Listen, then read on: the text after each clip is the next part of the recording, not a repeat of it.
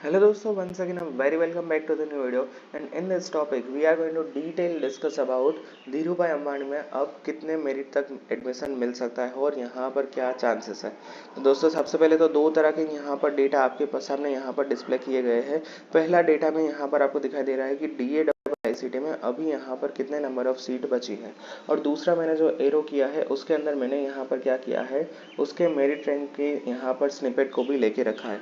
तो सबसे पहले तो दोस्तों देखें तो DA में सबसे ज़्यादा आपके चांसेस जिसमें भी बनते हैं ना एडमिशन मिलने के, वो है यहाँ पर आईसीटी के अंदर कि जिसमें अभी भी 16 नंबर ऑफ सीट्स यहाँ पर इंजीनियरिंग की बची है। तो यहाँ पर हम मेरिट में देखते हैं आईसीटी कहाँ है। तो सबसे पहले तो हम सिर्फ और सिर्फ आईसीटी की बात करें तो आईसीटी TFSS 4 से लेके 35 तक गया था, तो इसको तो आप भूल ही जाओ, इसमें एडमिशन मिलने के चांसेस नहीं है। अगर हम आईसीटी जनरल की बात करें तो 17 से लेकर 129 तक गया था, तो ये इस टाइम यहाँ पर 150 तक जाने के चांसेस है। इतना अगर आपका 150 के आसपास मेरिट है तो फिर यहाँ पर आईसीटी जनरल में आपको मिल जाएगा।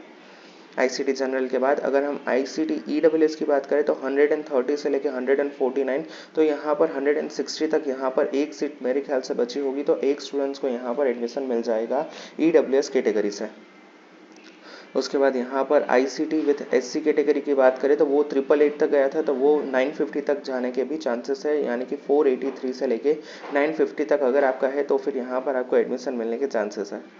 आईसीटी जनरल फिजिकल हैंडीकैप में 15,429, तो ये यहाँ पर हम मान सकते हैं 16,000 तक ये जाता हुआ हम यहाँ पर मान सकते हैं। ठीक है, हम यहाँ पर आईसीटी विथ एसीबीसी की बात करें तो वो 367 तक गया था, तो वो ऑलमोस्ट 400 तक इस बार जाने के यहाँ पर चांसेस है।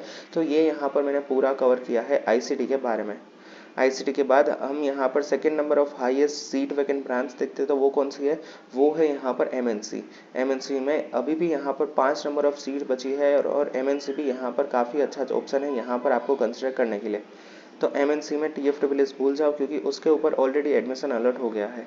एडमिशन जनरल में 5 से लेके एमएनसी जनरल में 5 से लेके 58 तक गया था, तो इस बार ये यहाँ पर 65 या फिर 70 तक जाने के चांसेस है। इससे ज़्यादा ऊपर नहीं जाएगा क्योंकि मेरे ख्याल से एक ही सीट बची होगी जनरल की। ईडब्ल्यूएस की सीट यहाँ पर पूरी तरह से पैक हो चुकी होंगी। हम एमएनसी ईडब्ल्यूएस की यहाँ पर गया था 79 तक, बट ये ऑलमोस्ट यहाँ पर फुल हो चुका होगा। एमएनसी एसीबीसी की बात करें तो ये 99 से 170 तक गया था, तो एमएनसी इस टाइम यहाँ पर एसीबीसी के लिए 190 तक जाने के चांसेस है क्योंकि एसीबीसी की एक ही सीट यहाँ पर आपको देखने को मिलेगी, इससे ज़्यादा सीट यहाँ पर अवेलेबल नहीं होगी।